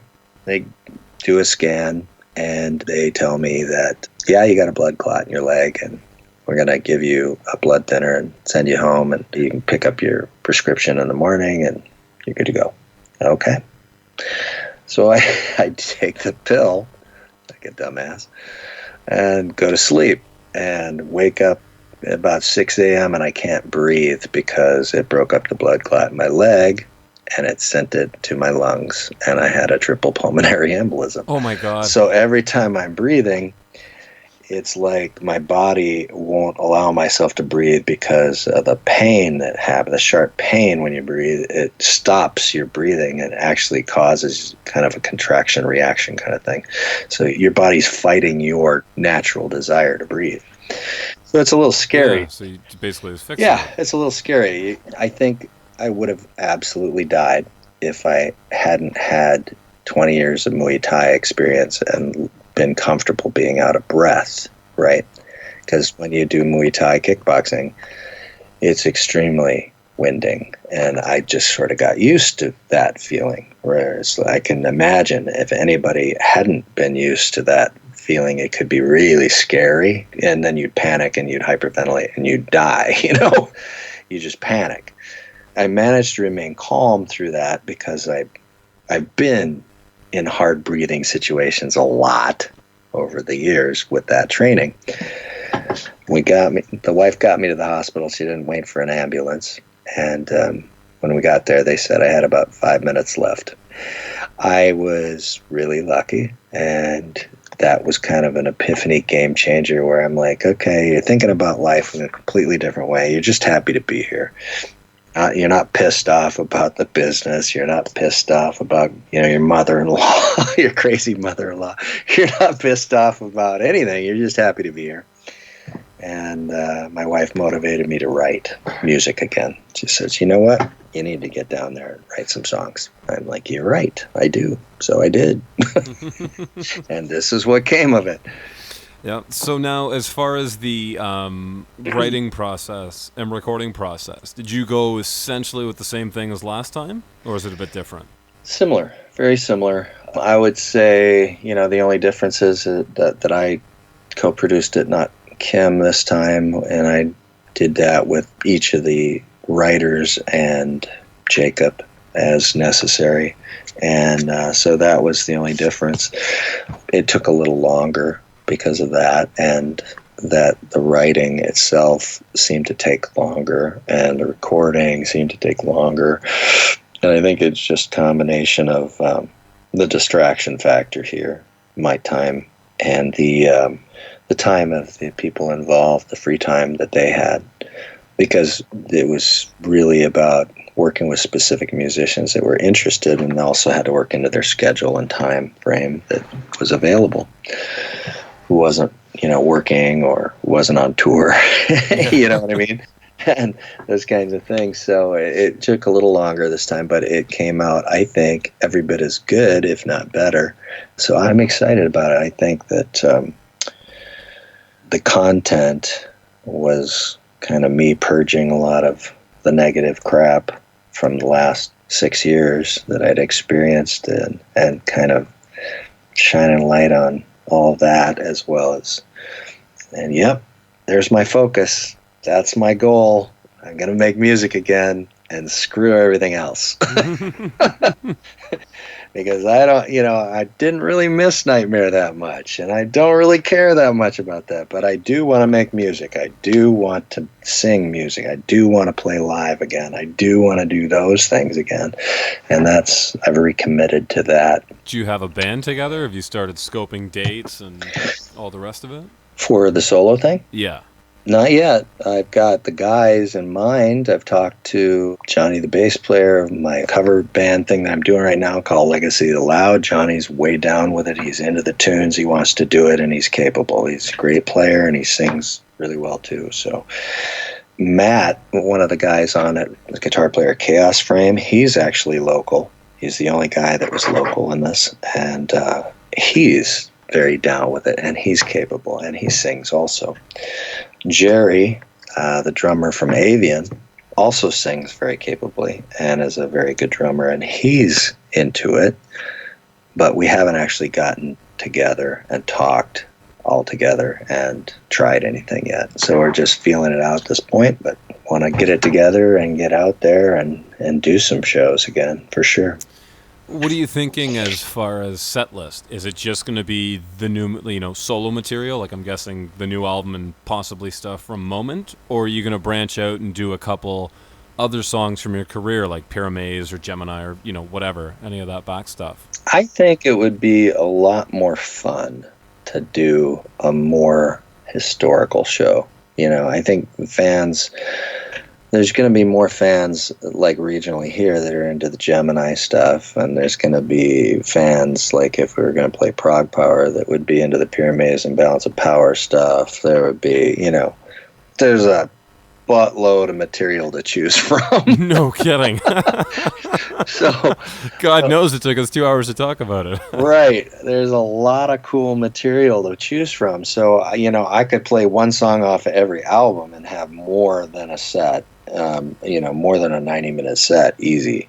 So I don't know. It's kind of overwhelming to think about how to break that down, to be honest. But it doesn't have to be all or nothing. It could be pieces of things at different shows. You know what I mean? So it's not going to be the exact same show. this night as it will be over here, and maybe, that'll be better. Yeah, and then again, too, you can always do a medley of, jam 3 songs together. Here's a bit of a balance of power, here's a bit of a this, or, whatever the case is. Right, exactly.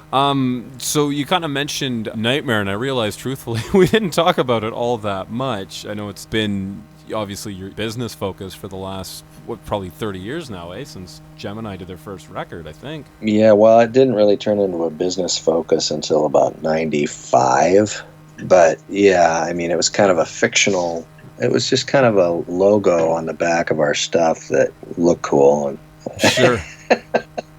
And I released my stuff independently, and used that as kind of this cool entity that didn't really exist yet.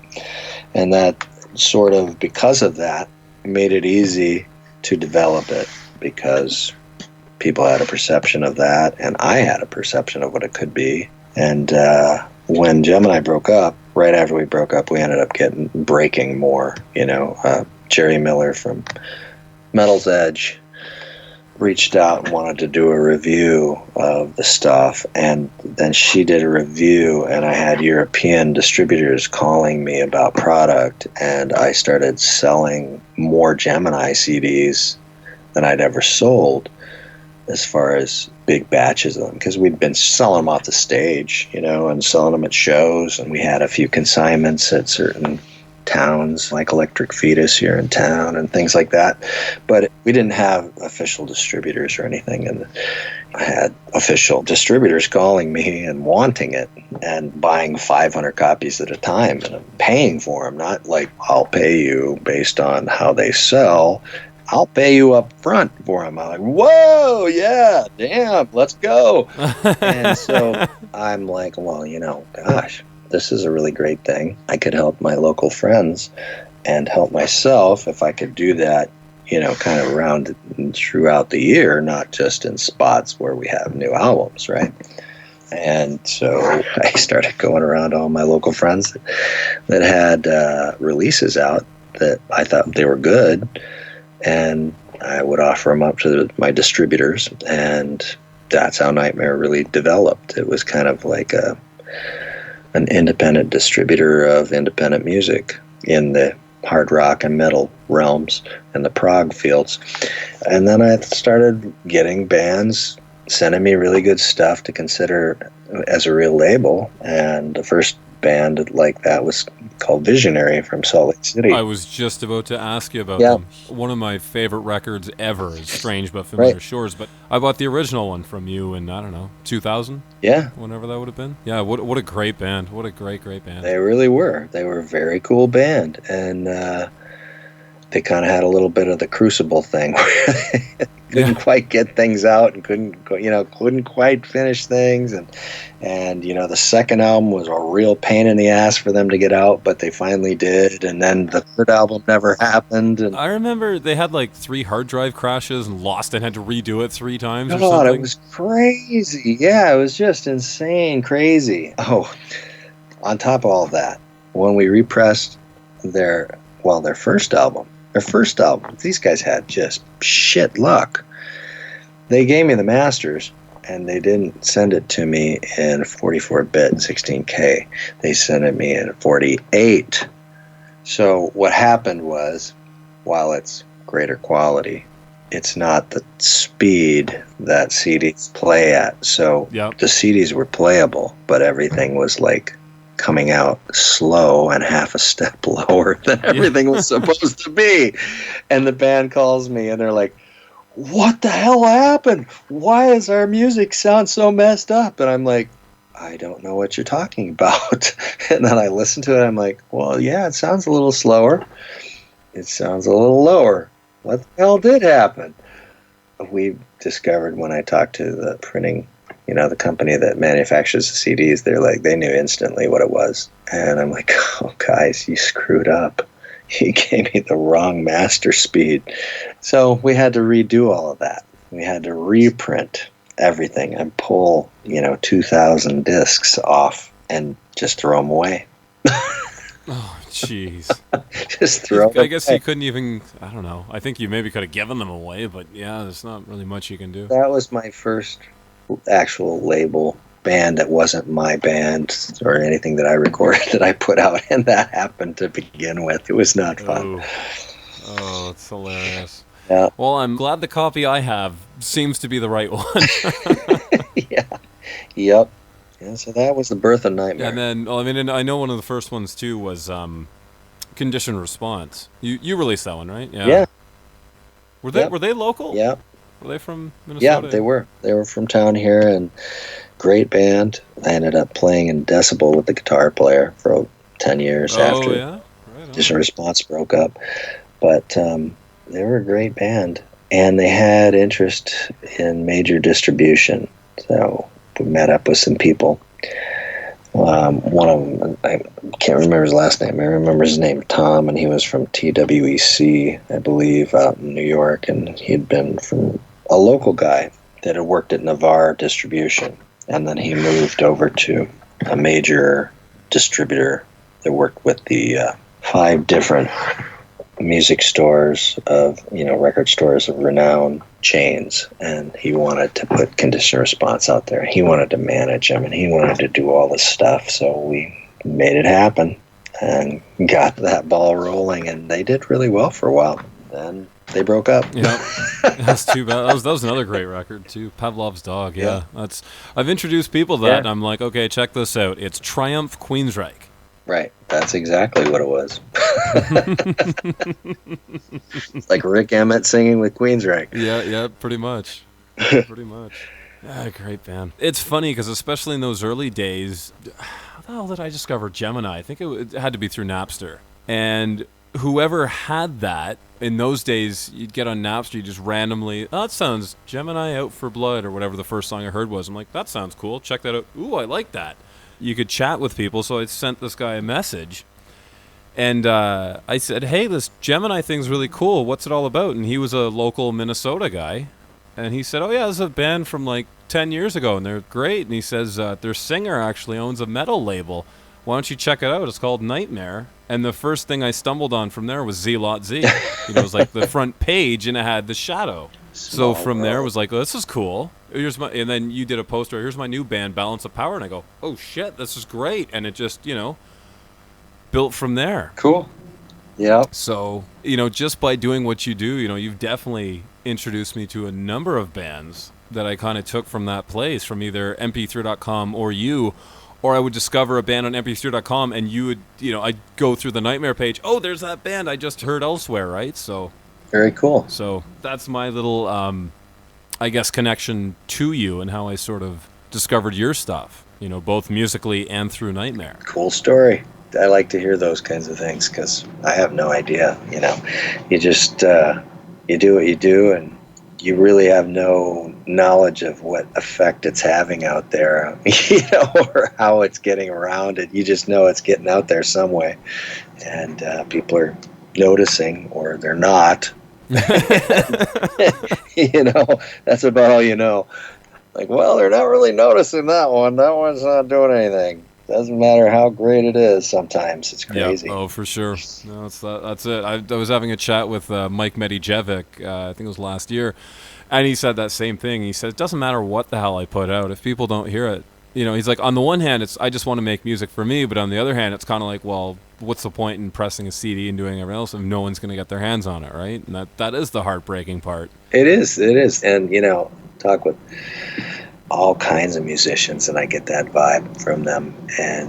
But you got to do it because you love it. And then there's a certain point where it doesn't make sense anymore because it's not economically feasible to just do it for your ego. You know what I mean? So you can record, you can write, but why release it unless somebody's going to really hear it? And most musicians don't have the wherewithal to know how to promote it or to get it out there and distribute it. They just want to make the music. And so I sort of was the musician with more drive towards the entrepreneurial spirit kind of vibe, and I would help others out with that because I liked to do that. I don't like to do that so much anymore, but I'm learning all kinds of new things about that at the moment because I've been kind of not doing it for a while, and everything has changed. You know what I mean? Oh, it's unbelievable. Everything has changed in just 6 years or 7 years, 8 years, whatever it's been. So funny though, because I've done, a couple records. I did them in the mid 2000s, from like '05 to 2010, something like that. And, everything I knew was probably what you knew. All the labels talk to each other and, okay, I've got to deal with Pure Steel and I've got to deal with these guys and this and blah, blah. And just, there was, even though CDs weren't quite, what they were in the 2000s, there was still money to be made. There were still people playing them, And it's like the smartphone really started to change things. Oh, yeah. But even still, it was still a viable thing, even probably 7, 8 years ago. And it's just in the last couple of years, it's like you say, I was having a chat with a guy who's just starting a band, and he says, what should I do? Should I do a demo? Should I shop labels? Should I do this? And I just looked at him, I said, dude, I've no idea. 15 years ago, what I knew and what I would have done does not apply to that. It doesn't. It does not. And, for a person like that, I would say, well, your best bet is to build a social media audience and make Spotify your main one, and Instagram, and probably use those two mediums to introduce new songs and see if you can find a following, and work playlists on Spotify and release a single whenever you can and work it as much as you can and move on to the next in hopes of building a name for yourself. You're just starting at the bottom. From what I've garnered lately, those things seem to make the most sense if you're someone just coming out of the woodwork and trying to build something. Facebook is definitely a monster of a way to build, but you need money and you need a clue, because it's very ornate and there are a lot of ways to leverage it, but you're just going to be throwing money at nothing if you don't know what you're doing with it, and there's a lot to learn. I mean, there's a lot to learn. Oh, yeah. There's whole courses on how to do that stuff Oh, now. my God. And it's necessary, because it's not just learning how to use what's available as far as tools go. It's about knowing who you are and who your audience is. You know what I mean?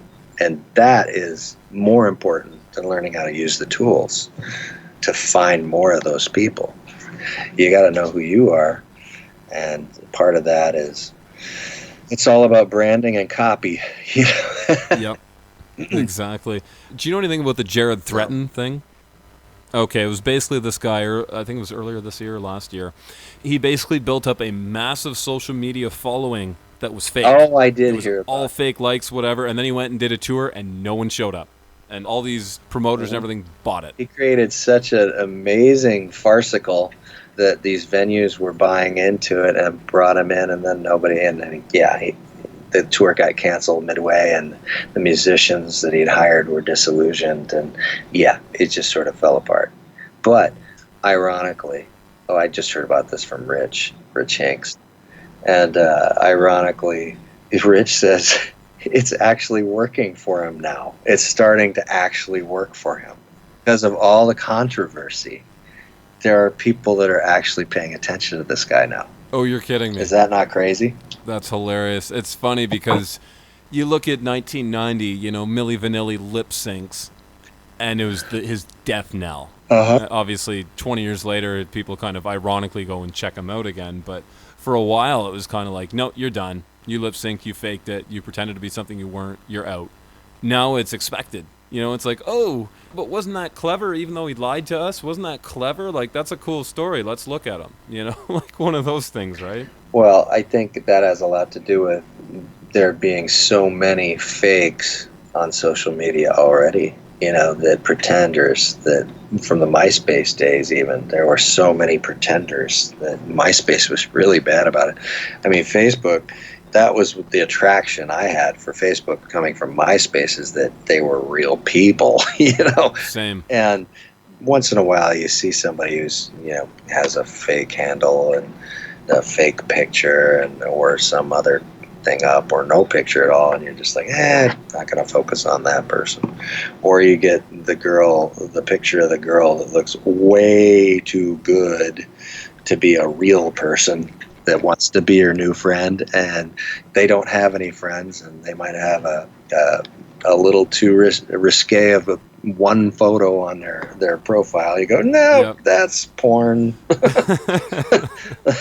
But they're easy to identify here. MySpace that's all there was, you know. Yeah. I will say, though, the one thing I do miss from the MySpace days, that was when my own band built a following, and it helped. I mean, it did. for, because our sound was very much kind of in that War Machine vibe, kind of like power metal, thrash metal kind of thing. Yeah, it was huge at one point. You could spend money on bots, and you could get thousands of new fans overnight.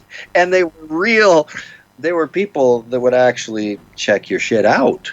It was crazy. It's funny because through that we didn't go the bot route, and it was like, I don't know how many fans we had, maybe 10,000 or something, but it's like to mobilize for an album. I mean, I'm sure a couple of them were fake, don't get me wrong, but it was a real thing. It's like it sold. And it's like, and then between album 1 and album 2, MySpace died and Facebook took over, and the fans didn't come over in that. So it's like you do first thing, does really well, you do next thing, and that whole online presence you'd built, done. Yep. I had about 10,000 fans on my MySpace, and Pure Maze had about 20, and Nightmare had about 20-something, 25,000. And yeah, so I know exactly what you mean.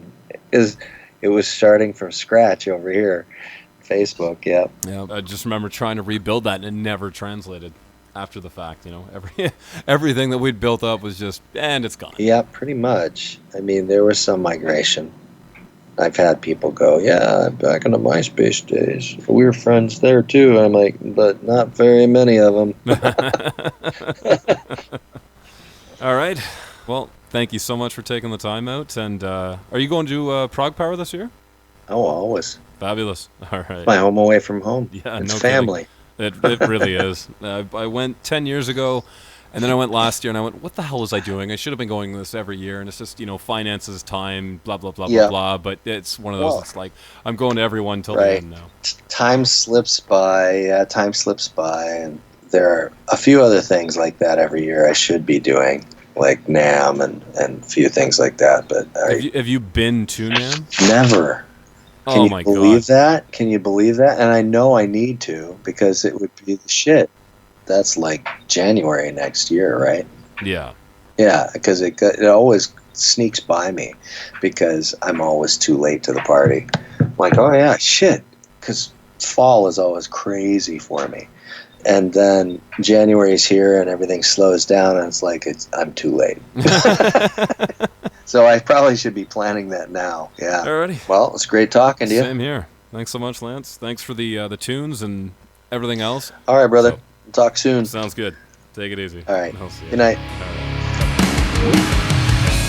What's inside you that's so broken?